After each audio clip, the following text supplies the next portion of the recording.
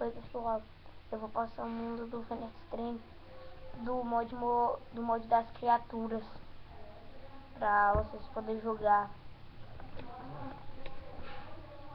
E eu sei onde que estão as maçãs douradas que o Vênus escondeu.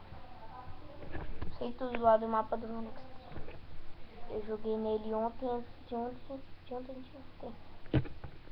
Todos os dias eu jogo nele no mapa.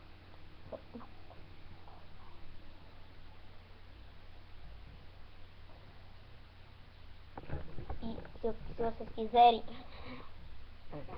eu gravo um vídeo de Minecraft ou computador. Aí eu gravo um vídeo do Mine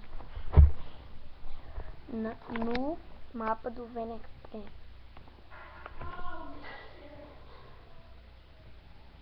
Que eu toquei de computador ontem.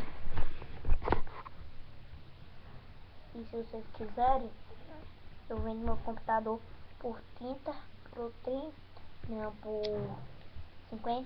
mil reais. Com todos os mapas do Venom, o BTcraft, mapa do Venom, Feromonas, Master e o Jarvas. E isso aí. Nunca vi o Monarca jogar nele. E o Minecraft. Se vocês quiserem, eu gravo um vídeo do Minecraft pra vocês. Eu acho que vai ficar ruim pra vocês poderem ver. Por isso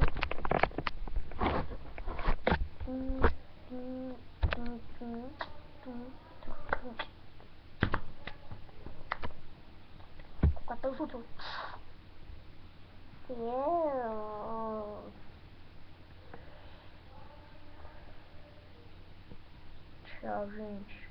Até o próximo vídeo Mas o próximo vídeo que eu vou fazer vai ser do Minecraft. O vídeo que eu vou fazer vai ser do Minecraft.